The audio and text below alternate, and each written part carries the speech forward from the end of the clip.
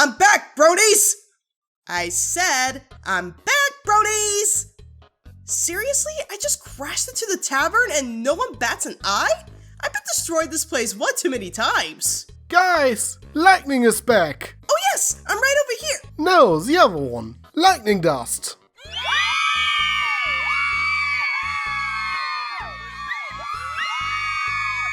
Oh, hi Blissy. How are you? New haircut? Not really.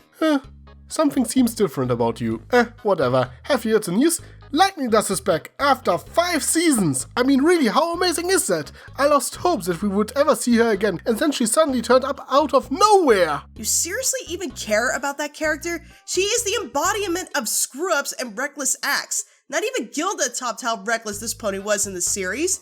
Last time we saw her, she only cared about becoming a Wonderbolt and willing to do dangerous tactics that could not only endanger her comrades, but also civilians! Why do people care she's back? Seems like Shorty over here is mad because she is not the most popular pony named Lightning. You're seriously one to talk. You don't even reach my chest, Tiny.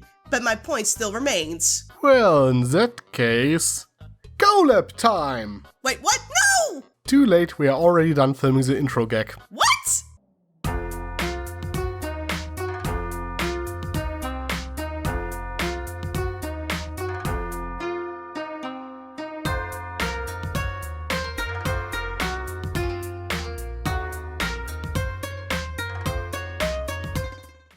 Just to be clear, we are safe here, right? Last time I was involved in a review with you, I got marinated by a crazy giant cat lady.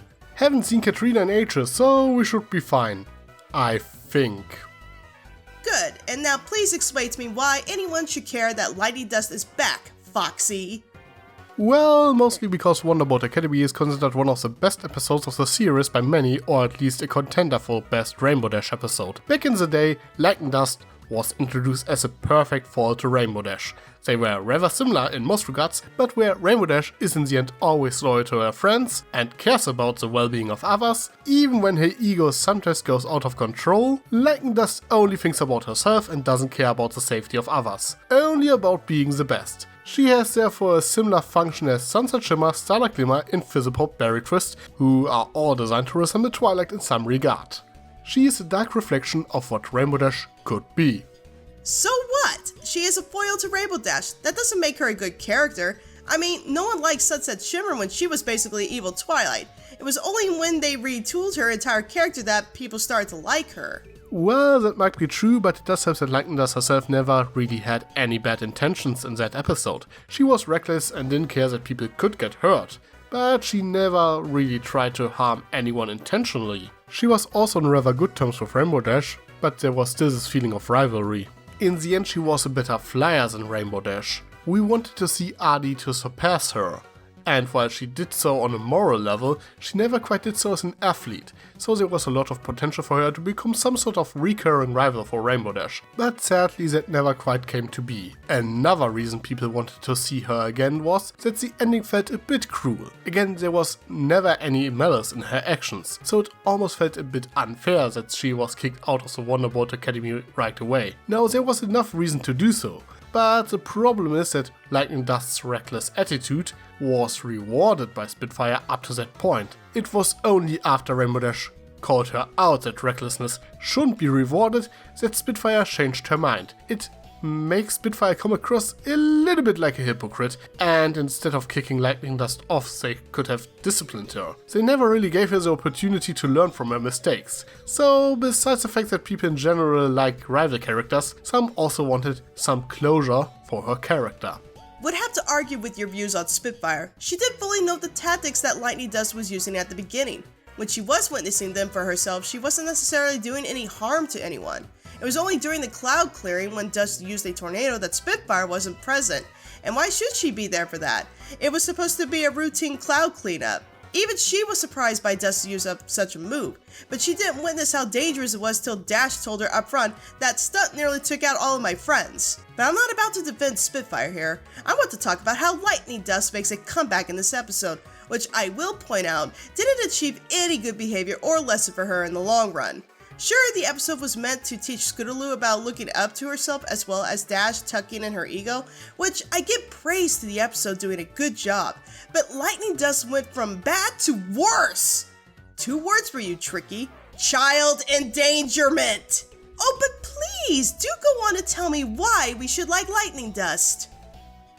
I'm not really telling anyone to like Lightning Dust. While there are some people who have sympathy for how she was treated, people mostly like her as a rival for Rainbow Dash. It is somewhat the point that she is a reckless jerk, so we can cheer when Rainbow Dash bests her. Well, and regarding her letting Scootaloo join the Washouts, even though she previously explained that their entire shtick is that they only accept former Wonderbolt cadets, this one does stress the suspension of disbelief quite a bit. I cannot deny that.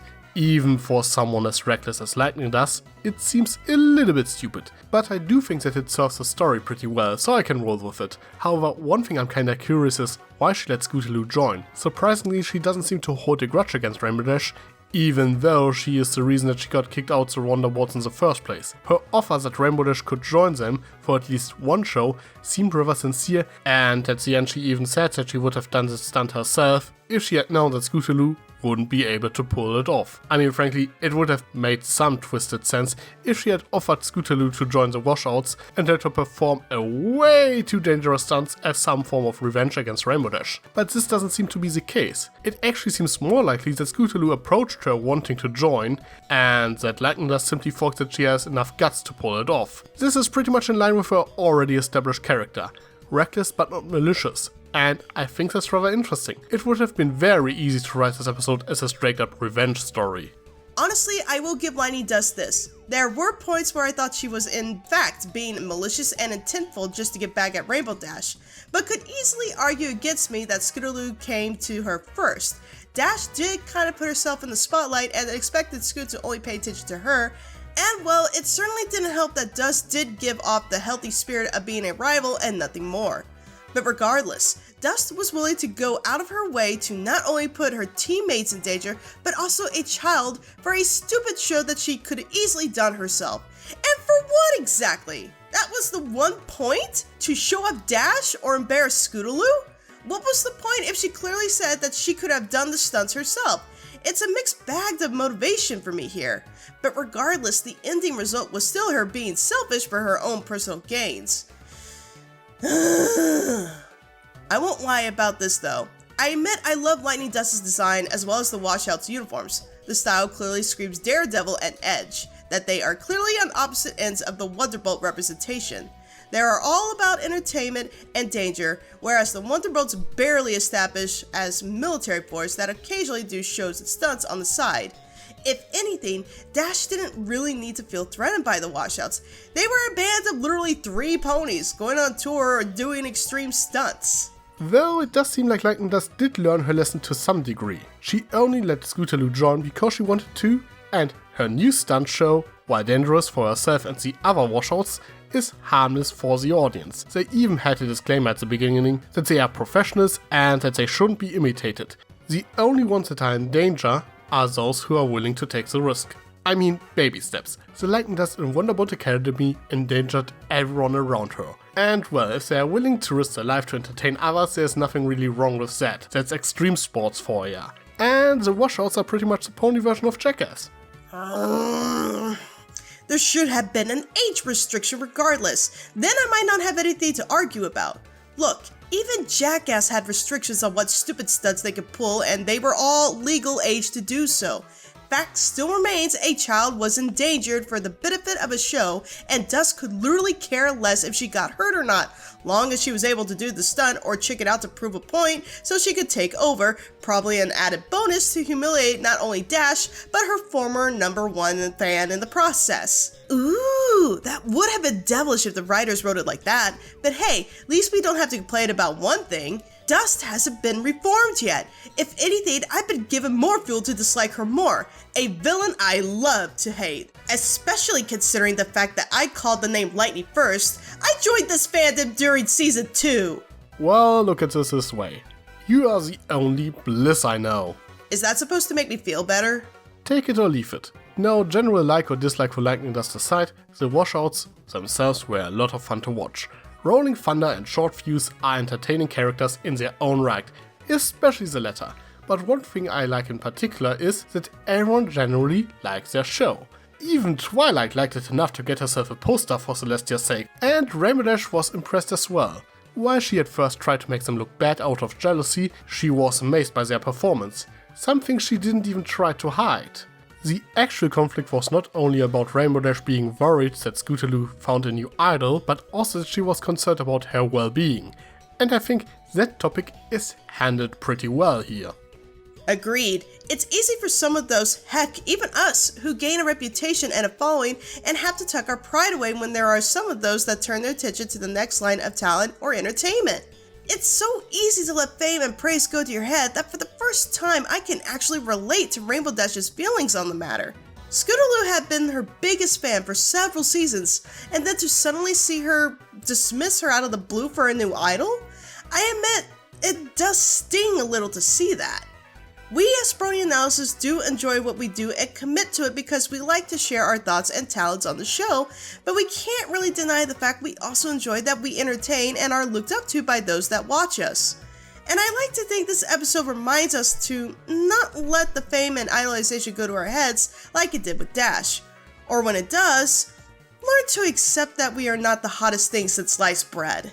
Actually kinda funny when you consider that the Rainbow Dash fan club was introduced back in the mysterious Murderwell, which was all about Rainbow Dash being unable to let go of her fame. I think this episode in comparison shows much more nuance in that regard, and while her ego is certainly still a big part of her character, she does show some growth. Especially in the end when she mostly cared about Scootaloo's well-being. After all, those two are honorary sisters by now, and it is rather sweet to see how much Rainbow Dash cares about Scootaloo. If it was any other fan, I think it wouldn't hit that close to home for her. But there's of course also the big elephant in the room brought up by Scoots. Rainbow Dash is so used to Scootaloo wanting to be exactly like her that she never quite considered that Scootaloo is unable to do things exactly like her, because, well, she cannot fly. I mean, sure, her inability to fly was the plot point in Flight to the Finish, and they often alluded to it in other episodes as well. But I think that's the first time that Scootaloo directly states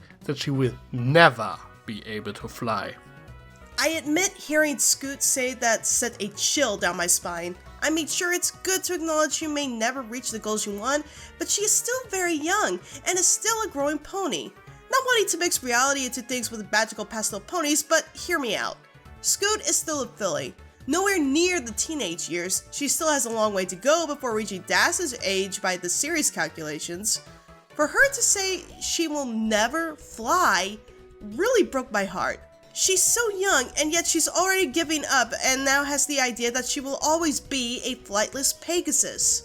Perhaps the episode was playing out on the heat of the moment tact, but it certainly sent a strike into the hearts of us viewers, as well as Dash probably. Not to mention giving Dash an eye-opener that maybe Scoot idolizing her the way she did in the past needs to be refocused elsewhere, like on Scootaloo herself personally. Truly a deep heart moment there. Indeed. Scootaloo-centric episodes somehow always manage to give me the feels. In any case, what I do like about this is that Scootaloo shows signs of becoming her own person, so to speak. Since the introduction, her character was always centered around her admiration of Rainbow Dash. And while there's nothing really wrong with admiring someone, it doesn't mean that you should try to be exactly like them. Besides the whole Cutima Crusaders business, this episode shows the first step of Scootaloo finding her own path in life instead of imitating others. At some point, everyone has to come on their own, so I actually consider this a sign of Scoots growing up, even if joining the Washouts certainly was a mistake. At least at her young age, Scootaloo has a thing for extreme sports, so it wouldn't really surprise me if she were to join a similar team in 10 years or so. But whatever. If she ever starts up a new sport involving wings and skateboards or scooters, I would totally watch that. Regardless, this episode did do many things for me that I would happily rewatch it again. It gave me a new reason to hate on Lightning Dust with new development of being careless to those she keeps in her circles. It's given Rainbow Dash a new sense of humility and learning to support others and not herself. And it's given Scootaloo a new view on taking her life into her own hooves without idolizing and living up to others' fame and fortune. The fan Washouts were adorable, especially with Twilight. Sorry, she's still best pony to me. The heartfelt moments felt real, and the lesson was pretty summed up with both fun visuals as well as silly moments between Dash and Dust. It's definitely worth the watch in my book. Couldn't have said it better myself. The only thing that does kinda bother me is the suspension of disbelief needed to accept that anyone would be okay with Scootaloo joining the Washouts, including Lightning Dust. But compared to contrived plot points in other episodes, this one is actually pretty tame. And it comes with a pretty decent payoff. So if the story as a whole works, it certainly didn't ruin a perfectly good episode. One of my favorites of season 8 for the matter. I also think that Lightning Dust should have returned much sooner, but at least it was handled much better than in the comics, because teaming up with the Changeling army to invade the Crystal Empire and resurrect King Sombra is obviously a natural reaction to being kicked out of Wonderbolt Academy. So, are we done now? Can I go home? Actually, since you're here now, we still have to talk about the damage caused by Thunderblack's latest rampage. Oh, oh look, a distraction! Crab baskets. Sly as a fox, you got me under your spell. But you know I'll never tell that I know you know so